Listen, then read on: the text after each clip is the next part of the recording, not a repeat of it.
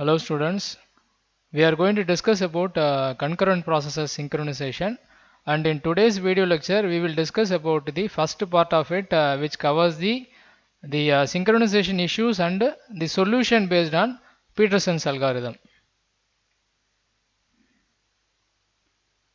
So first let us try to understand the issues related to the synchronization of concurrent processes. Basically, there is something called as a cooperating process. A cooperating process is one of the process that is currently running in a computer or executed by the CPU, and it has some kind of interaction with the other processes, and it is affected by the execution of some other process in the same main memory. They can either share the address space with another process. For example, threads. So threads are nothing but execution units which are sharing the address space of a process. So all the threads of a process share the address space. So they can be said to be cooperating. Another is the processes may be interacting with each other through communication, like they may be sending messages, or they may be sending messages through pipes, shared memory, or message queue. So there are these are also a type of cooperating processes. Another is processes which are totally independent but have some data common among them. So there is a common data which is being accessed by both the processes. So they are indirectly cooperating. So these are various reasons why processes cooperate with the other processes in different ways. Now, when you have such processes running in a system, the CPU typically employs concurrent execution by switching. So we know that multiprogramming facilitates the execution of many programs at a time by making a switch from one process to another, and based on a delay or based on some event occurring in one of the process. So when the currently running process has to go through IO, it gets switched by a new process. This is the basis of concurrent execution. So no process gets fully executed the moment it enters the CPU. So mostly partial execution is what is going to happen to every process. They have to be they have to take multiple turns to get into the CPU and eventually get completed. And we discussed about the various non-preemptive scheduling algorithms. But if you are, as we are speaking practically, none of the operating system employs a non-preemptive scheduling as their scheduling strategy. They are all implementing the preemptive scheduling algorithms like the round robin or the multi-level feedback scheduling. So concurrent execution always encompasses the switching. Now let us consider a multi-processor system or multi-core system. So under a multi-core system, this happens in a slightly different way. In a uniprocessor system, you can execute only one process at a time. You can't run two processes. It's only by switching we can create an illusion that many processes are simultaneously executing. But under a multi-core system, it need not be an illusion, it can be a reality that more than one process are exactly executing at the same time depending upon the number of cores. So if you have some 4 cores in a processor, then you can parallelly run either 4 processes or 4 threads. So there is parallel execution. Let us differentiate parallel execution from concurrent execution. Concurrent execution is a technique employed in single processor or uniprocessor system where many processes are switched. Whereas in parallel execution, we have the presence of many cores or many processors, and as a result, parallelly several processes can be executed. And in both cases, the integrity of the data that is being shared by the processes could be under trouble. So whenever we are employing either the concurrent processing or implementing the parallel execution, there is a potential risk of the data which is shared by the multiple processes may get corrupted, or it may get into inconsistent data. So that is what the crux of this problem, that when many processes are simultaneously executing, we cannot ensure the integrity of the data. So we have to think of various mechanisms to ensure that the processes are somehow orderly executed so that the data consistency is maintained. So that is what is going to be the main objective of our topic, that we have to allow concurrent or parallel execution to take place. Only then we can improve the performance of CPU, the throughput, response time, turnaround time. All that can be improved only by allowing concurrent and parallel execution. So we still have to overcome the potential problem of data integrity getting lost. So we will discuss various mechanisms to enforce that. We have already seen this difference, that concurrent execution is under uniprocess system. The scheduler keeps switching from one process to another, and in that way every process gets a better response time. So that response time of processes is minimized because of the context switching, and their turnaround time is also improves, and the CPU never allowed to remain idle. All that is achieved with the help of concurrent processing. Whereas in parallel processing, there are multiple cores or multiple processes, and we can run many processes on different CPUs. To understand the difficulty or the issue of concurrent processing, we are going to discuss about one of the classical problems of concurrency, which is producer-consumer problem. Producer-consumer problem has got two variations. One is bounded buffer problem, and the other one is unbounded buffer problem.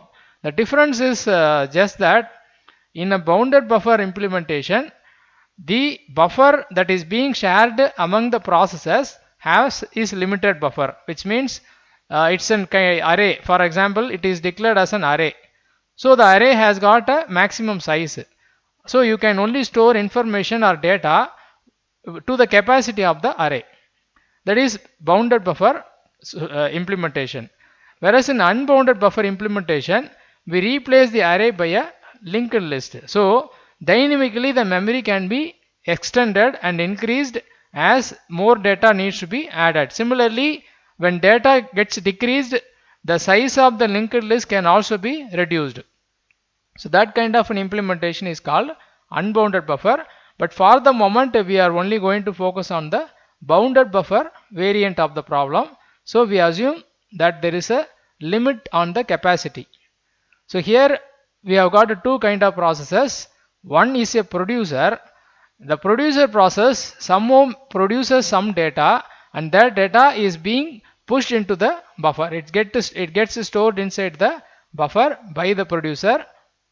And there is another kind of process called consumer process. Consumer process is retrieving and consuming the data. So it extracts the data from the buffer and makes use of it. So these two processes are actually indirectly cooperating. Okay, they are not sending and receiving messages, and they are not sharing any address space. They are two independent processes, but still they are cooperating because there is a common buffer. Only if the producer puts data into the buffer, the consumer can perform its task. Similarly, only if the consumer removes some data from the buffer, the producer can add further data. So there is a cooperation happening among these two processes. But this could result in a trouble when we think of concurrent processing. So basically the problem is that if the buffer is full, then the producer must not add any more data. If the buffer is empty, then the consumer must not attempt to retrieve data. So both has to be controlled. This is a sample code we can think of for the producer. So while true, it goes on to keeps on executing. This while loop will allow the producer process to endlessly execute, and inside it we have the while loop while counter equal to buffer size. Note that counter is initialized to 0. So if the producer is running for the first time, then it will be like 0 equal to, let us assume the buffer size is 10. So while 0 equal to 10, which is not true, it's false. As a result, it will end the while loop and it will get into the next line. So in the next line, the new data that is produced by the producer gets filled into the buffer, and then the array index is also updated. This is actually circular queue. It is acting as a circular queue, and so there is a modulo division operator, so that if the index has reached the last index, that is the in index variable reaches the end, it will be sent to the beginning. So for that we do the modulo division, and the counter is also incremented. So for every new data added into the buffer, the counter gets incremented. Imagine that the consumer never executes in the given instance, which means what would happen is that at some point of time, counter will hit 10, which is the maximum capacity. So at that moment, this while loop will become true, 10 equal to 10, and you have to note down the while loop having a semicolon at the end, which is nothing but it will keep the process producer to keep running this particular while loop until this condition becomes false. So as long as this condition remains true, the producer cannot proceed to the next set of lines. It will get stuck here. And when it will proceed is that when the consumer wakes up and it consumes one data at least from the buffer, then this will become false because the counter will be reduced by the consumer. So this while loop will also break. Until then, the producer will be kept here. So this is what we do in order to maintain this condition, that if the buffer is full, then the producer must not add data. We are maintaining that condition here. Similarly, the code of the consumer is also quite similar, but here it is checking whether the count equal to 0, because for a consumer, if the buffer is empty, then only it will be stopped. So it will also have the do nothing loop, and after that, if it gets a chance to move on, it will take the data from the buffer and will also update the out variable, and it is missing the counter minus minus statement. So it should have the counter minus minus, only then it will help the producer. So it is somehow missing here. So let us assume that there is a line for counter minus minus. So this is the code of the consumer. Here also we are able to maintain the condition that whenever the buffer is empty, the consumer is stopped from consuming. So this looks like a proper solution for our problem, that we are able to enforce both the conditions on the producer and the consumer. But it will not, it need not be a precise solution that properly works on the actual execution, because we have some hidden issues here.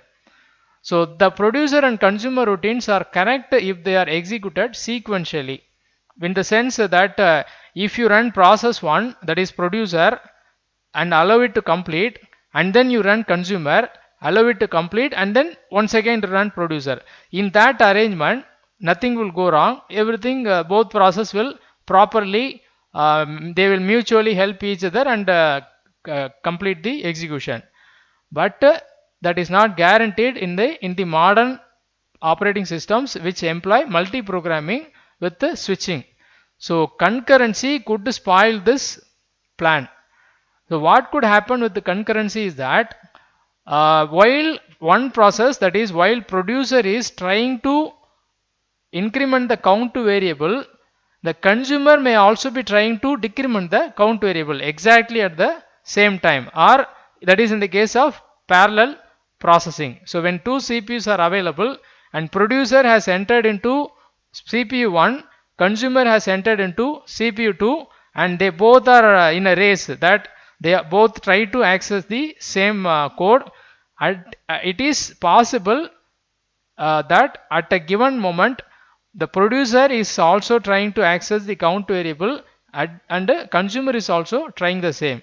and what could result in is inconsistent data. So we will see what is going to be the result of that kind of a access of counter variable. This is about a parallel or a multi-core system. But in the case of uh, concurrent processing with a single processor, it may look like this problem won't happen. That because only one process is going to be executed, it's not possible for the second process to simultaneously access the count variable. But it is still possible. We will look at how this could happen. So ideally, the result of the counter variable should be 5.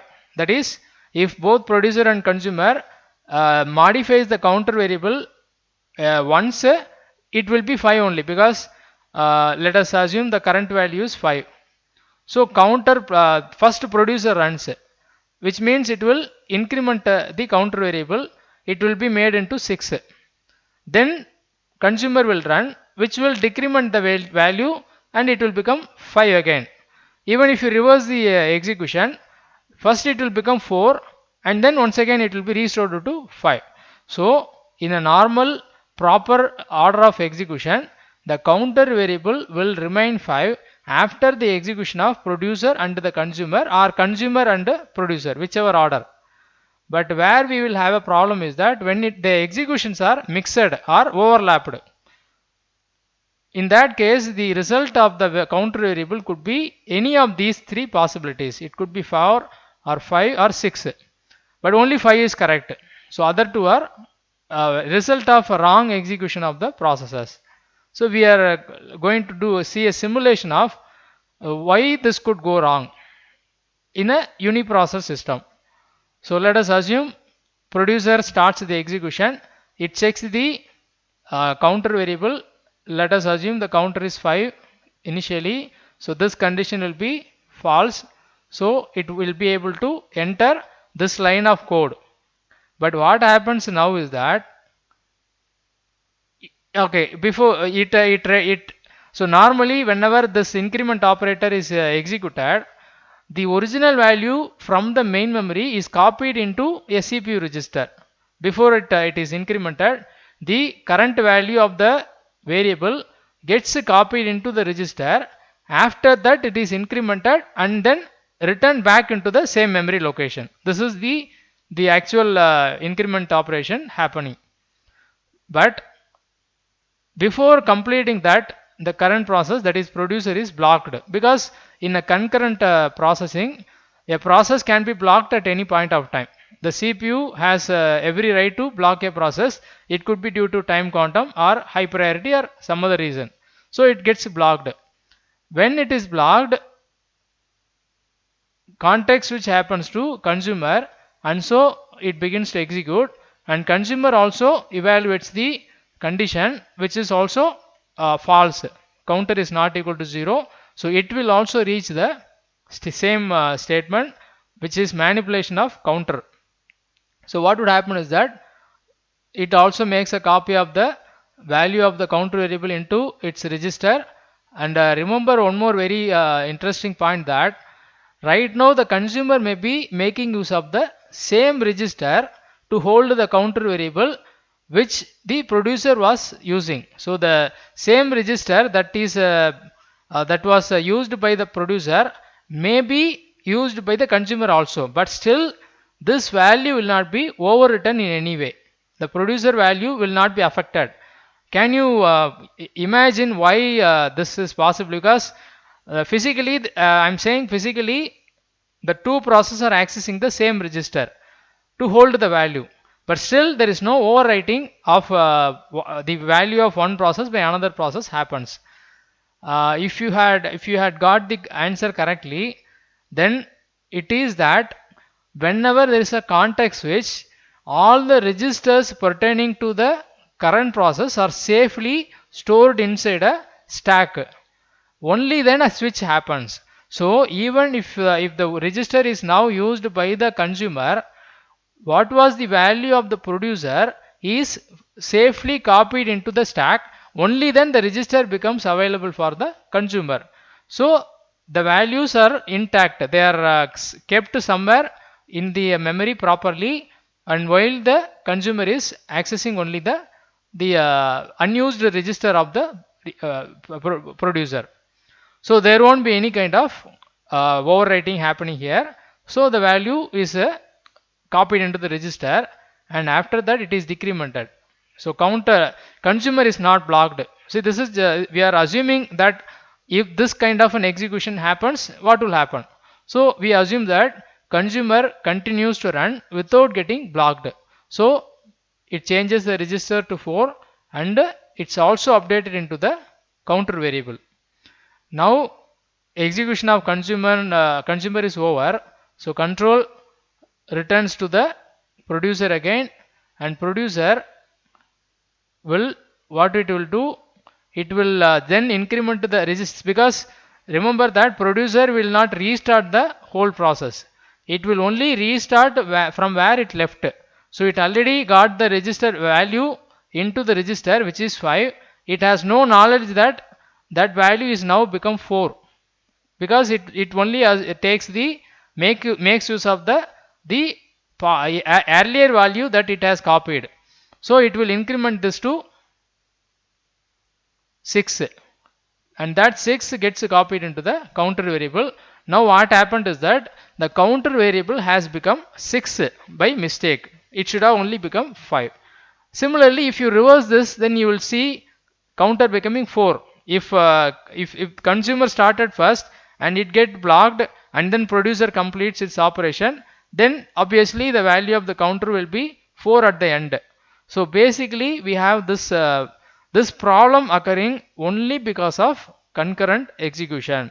If you allowed them to run serially or sequentially, they will access the variable one by one, and the value of the counter variable will remain 5 only.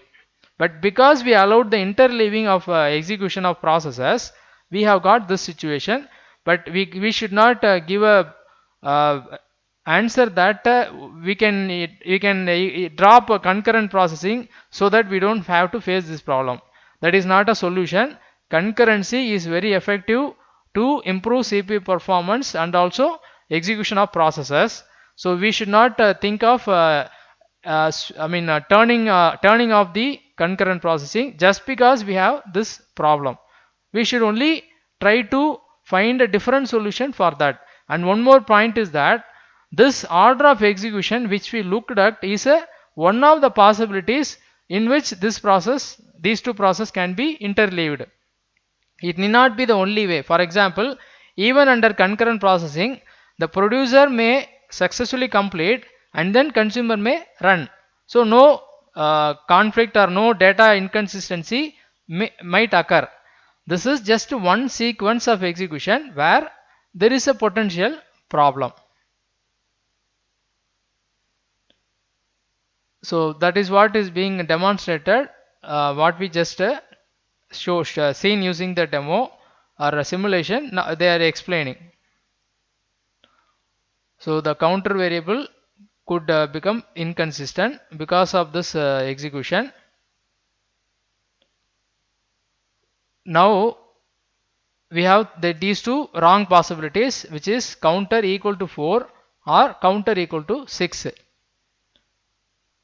And this incorrect state arises because of the concurrent execution of processes. And now we are going to give a name to that problem, which is race condition. So race condition is the condition where two processes are in competition to manipulate a variable or some memory location or some shared resource. So situation like this where several processes access and manipulate the same data concurrently, and the outcome of the execution depends on the particular order in which the access takes place is called as the race condition. So depending upon the order of the producer consumer problem, the result could be 5, 4 or 6, and that is what basically the meaning of a race condition. So we must always get a predictable result. So the result should be predictable, which should not be uncertain, and it should not be incorrect. So these are all problems of concurrent execution without proper synchronization. And in order to guard against the race condition above, we need to ensure that only one process at a time can be manipulating the variable counter. This is what we are going to implement as a solution. We are not going to totally disable concurrent processing or parallel processing. We are only going to enforce this simple condition that let the processes be executed in any order, but when the shared variable is being manipulated by one process, it should be the only process manipulating that variable. No other process should be able to access that particular variable. That is what the solution. So we don't need to do the implement a solution at the process level. We only have to do it at the instruction level.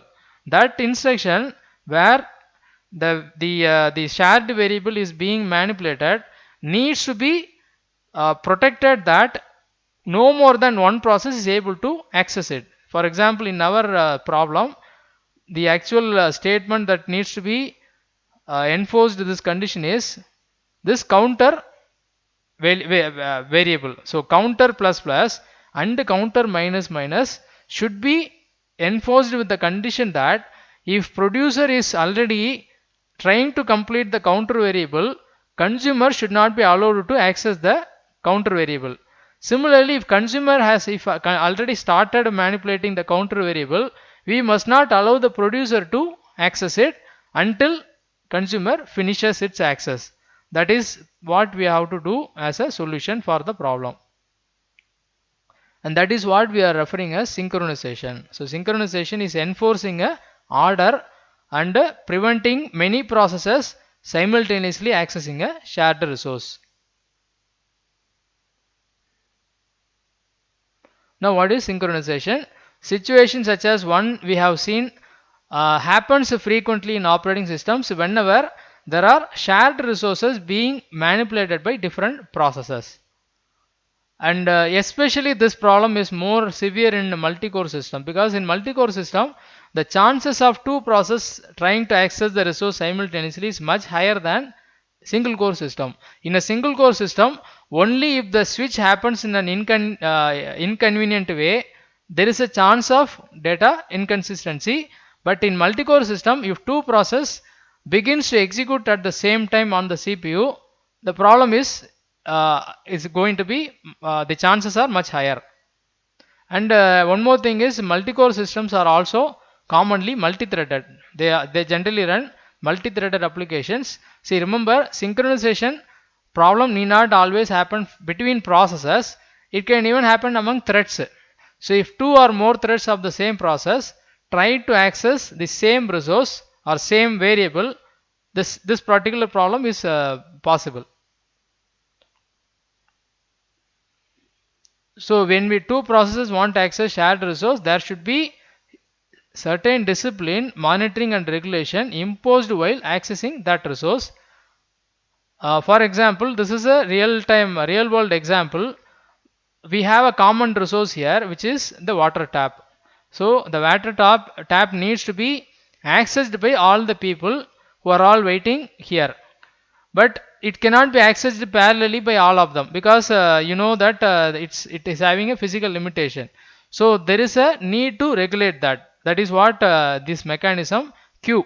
So we maintain a queue such that one by one they take turns in accessing the tap. So when one person is using the tap, no other person can use the tap at the time. This is what we are also going to implement in our problem, that enforcing an order on the resource usage. But what if you fail to enforce it? It's going to result in chaos. It's going to result in this kind of a situation where people are going to be fighting with each other, and at the end of the fight nobody might get water. So all of them might lose their water that they have filled in their cans, and they may go empty handed. So this is even possible. Similar thing could happen in the computer also. When there is no synchronization, no process may succeed in accessing the resource, or all of them may be accessing wrong value from the shared variable. And this is again this is another the level of problem that it could even result in severe conflicts. Now And one more point to be noted is that we took an example where the resource can be used by only one process at a time. So we have to strictly enforce a mutual exclusion, that if one process or one person is using the resource, no other person or process should be trying to access it. But in some cases, it's not one but it is many. So there is a limit on the number of process that can access the resource at a time. For example, here we have a lift. So the lift has got some number restriction that only these many a certain number of people, or in other words, the generally it is fixed by the weight. So only a maximum weight of a certain can be handled at a time. So here we have to enforce the condition that maximum 5 or 10 people can use the lift at a time. The same way in processes also, certain resources don't put a condition of one process at a time but n number of process at a time. So that also we will also try to implement solutions for that situation also. So we have some examples on race condition. So here we assume that there is a global variable called a, which is to be accessed by both process P1 and P2. P1 is trying to update the value of a to 1 and P2 is trying to access the update the value of a to b 2. And what if two processes try to access the process at the same time? The loser will have the final footprint on the variable. The loser in the sense, whichever process modifies the a variable second will have its final value. So here in a race condition, the loser is the winner. This is what we are looking at. So process 1 is having a statement that a equal to 1, whereas process 2 is having a statement that a equal to 2. Which is going to be the final value of a is unpredictable. It could be 1 or 2. This is a race condition. This is another example. Here the difference is that process P3 is changing the value of B while process P4 is changing the value of C. So their target is not same. Unlike the previous example where both processes tried to modify the same variable, here they are actually trying to modify different variables. But still it is going to be a similar situation because they make use of the same variable. So both the processes use the variable of B and C. So if this happens first, then the value of C will be different, whereas if this happens first, then its value will be different. So again there is a race. This is another case where if count equal to 0, then count to plus plus, which means that the value of the count variable should be 1 only at the end of the execution. Whichever order they execute, only one process should succeed in entering the if condition, changing the counter to 1. Once the counter is changed to 1, then it will prevent the other process. So ideally the value of the count should be 1 at the end of execution of P1 as well as P2. But again there is a it's not guaranteed. If the two process execute in this order, that P1 begins first, it checks whether the count variable is equal to 0 or not and finds it to be true, so it proceeds into the if condition.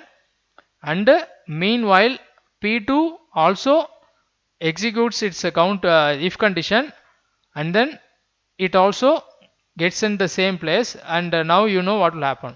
So both could try to manipulate the count variable, which could result in, for example, if P1 executes count to first, count to plus plus first, and count will become 1. After that this will also be executed by P2, which will result in 1 becoming 2. So count will become 2, but it should not happen at all. One of them should only be allowed to change the count variable, but it may not happen. The wrong execution could cause count to become 2 also. Now the solution. So we have seen so far the problem part of the topic. What are the causes of the problem and what are the consequences? What kind of inconsistencies could arise? Now we are going to talk about the solution part. So solution is, first step is we have to create a critical section. So critical section is a segment of code which has the potential of creating data inconsistency or conflict. So consider a system consisting of n processes.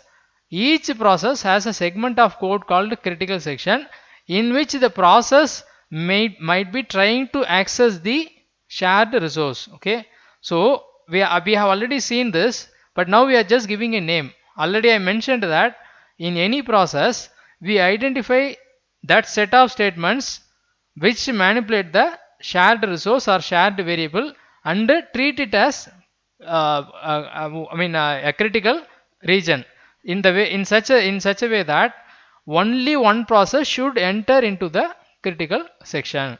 So critical section is the part of a process or that particular set of instructions in a process which are going to be manipulating the common or shared resource.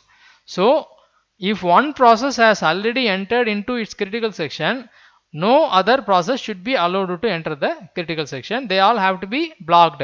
They all have to be stopped from entering into the critical section.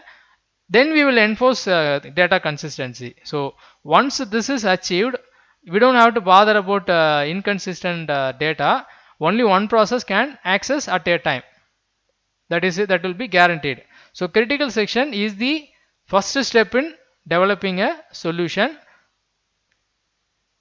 So the important feature of the system is that when one process is executing in its critical section, no other process is allowed to execute in the critical section. But I must tell you a disclaimer on this, that when I say that no two process can exist in their or execute in their critical section, I only mean that if the two critical sections are pertaining to the same resource. For example, a particular program makes use of two shared variables, shared variable A and shared variable B, and two processes may be running at the same time. One want to access A, another want to access B.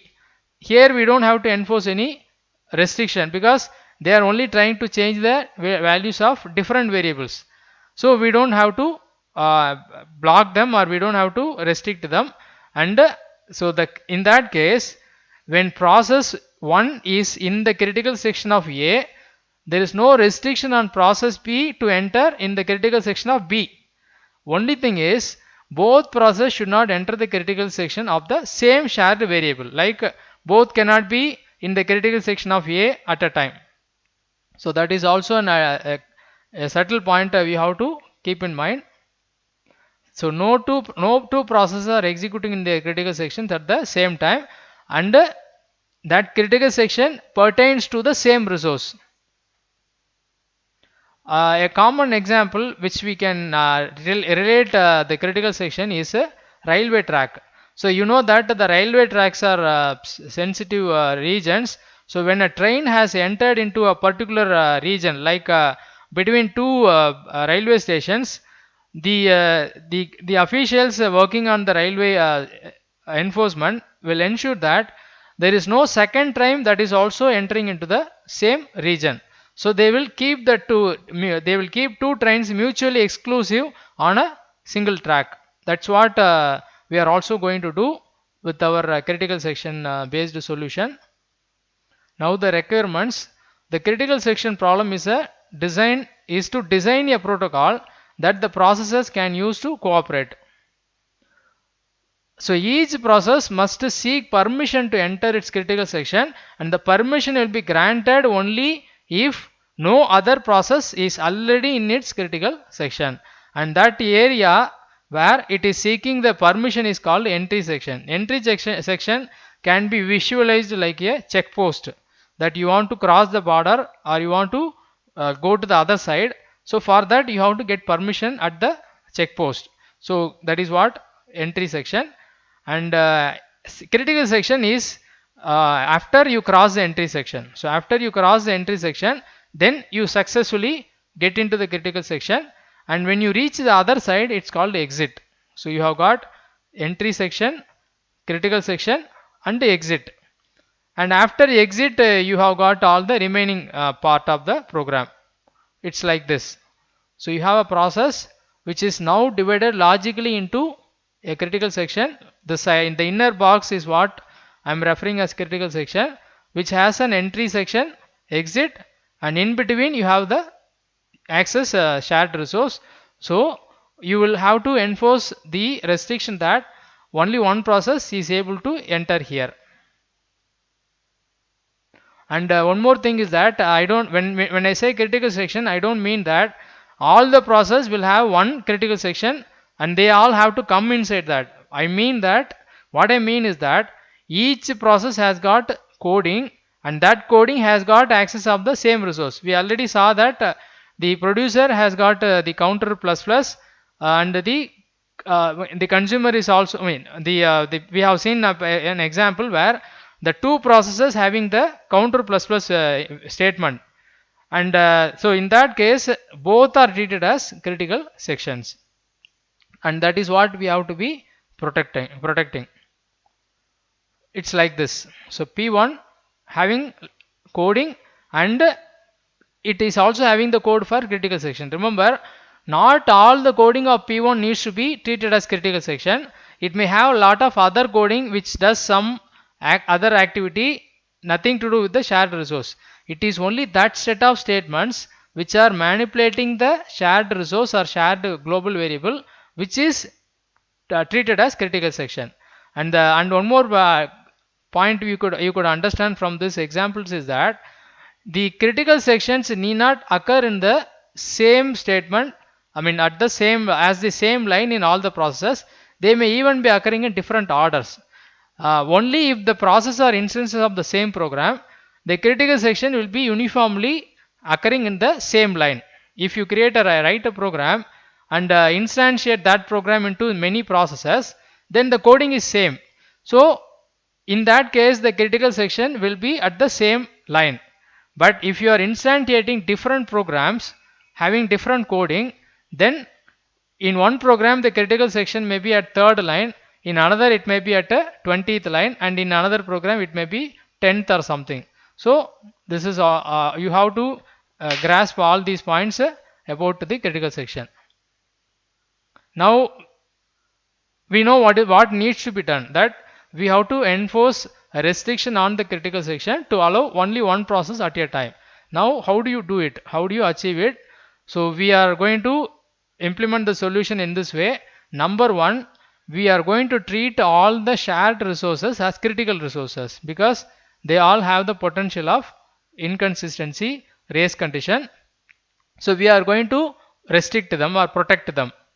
Secondly, the protection happens with the help of critical section. So we will be creating a critical section in each program or each process which whenever they have code for accessing the shared resource.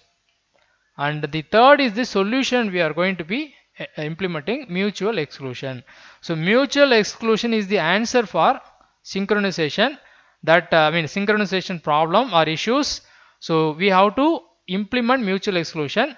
Critical section and critical resources are only steps in the enforcement of mutual exclusion. In order to enforce mutual exclusion, we make these arrangements, but the actual answer you must give is mutual exclusion.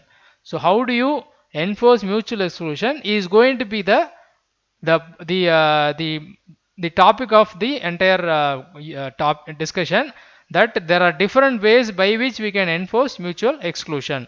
So we will discuss about the various ways by which mutual exclusion can be enforced throughout this particular topic. So only one program at a time to be allowed in its critical section is just what the definition of mutual exclusion. Now the critical section conditions. So we have to, whenever we implement a solution for the mutual exclusion or to enforce critical section successfully, that solution must meet these requirements. These are conditions to be satisfied by the solution we propose. Number one, it must successfully enforce mutual exclusion. It should not be conditionally. It should not be like sometimes it succeeds, sometimes it may not fail. It has to be 100% successful mutual exclusion. Number two, it should not cause any process to be starving. Like if a process enter into the critical section, it must be able to progress into that. Or in other words, if there is no process currently accessing the shared resource, and if a process wants to access, you should not make it to wait. A process needs to wait for a critical section only if some other process is already inside.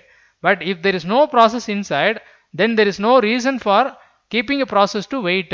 So progress in the sense that a process which is willing to enter the critical section must be able to enter when there is no other process already accessing the critical section. And the third is what actually it talking about the non-starvation. That is, every process should have a bounded waiting time. No process should be waiting infinite period time duration or forever. So there should not be any starvation for waiting process.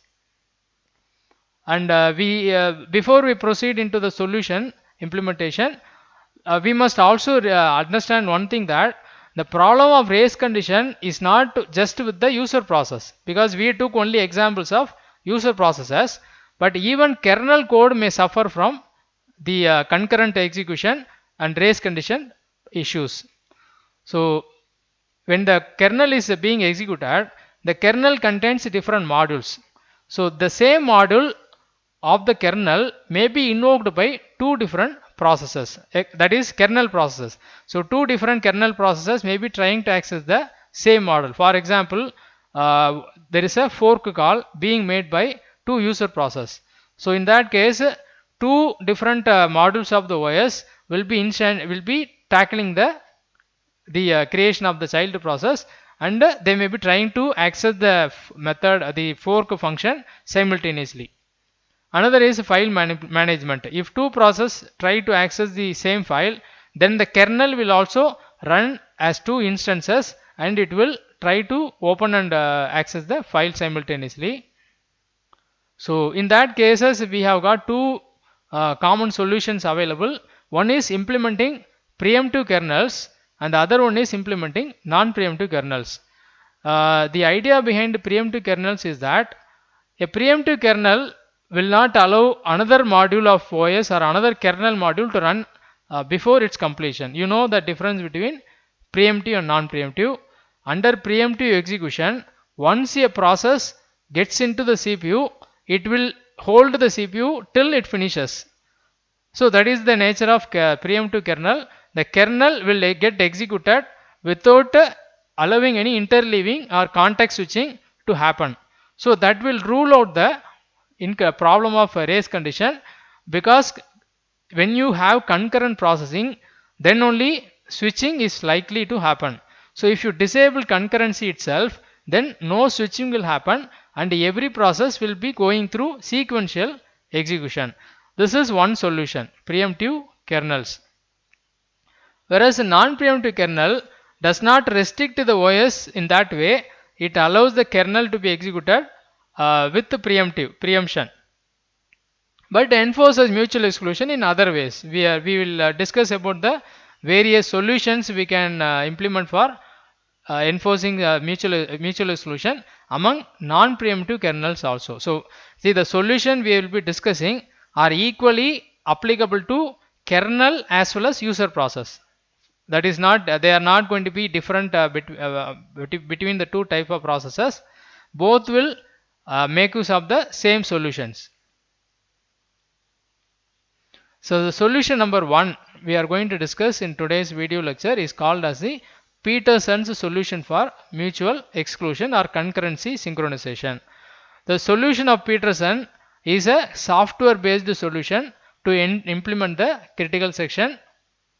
And the problem with the Peterson solution is that it was developed at one point of time when a certain architecture existed. So the computer architecture at a time was totally different. In that particular time, the load and store instructions were executed. That is, only one process can execute the load and store instruction at a time. So no other process can execute it simultaneously. So it worked successfully at that particular point of time. But in today's modern computer architectures, load and store can be executed by more than one process at a time, and as a result Peterson solutions is not applicable in today's computers. But how Peterson solution is useful is that it gives us an understanding of the problem. To understand the problem we face with this concurrency, and also a potential or possible solution we can think of, to learn that we can use Peterson's algorithm. And we are going to see the solution based on Peterson's algorithm. First thing is that it works only for two processes. You can't tackle more than two processes using Peterson algorithm. Whenever there is a resource conflict among two processes, we can think of Peterson's solution algorithm as a solution. And we will be referring the two processes Pi and Pj, and this solution implies two variables. Here you have to understand these points very clearly. Only then you will be able to understand the actual algorithm. There is a variable called turn variable whose value can be either 0 or 1. If the value of the turn is 0, it means the turn right now is of process 0 to access the critical section. Whereas if the turn equal to 1, then it indicates that the current turn is for the process 1 to access the critical section. So the turn value determines the access, whether it is for P0 or P1. Next is flag variable. The flag variable is an array, as you can see. So whenever the process wants to enter a critical section, first it will set the flag to true for that index. For example, if it is P0, then flag of 0 will be set to true. If it is P1, then flag of 1 will be set to true. So that is a flag indicates the willingness of a process to enter the critical section, and turn determines which process is allowed to enter the critical section. Understand?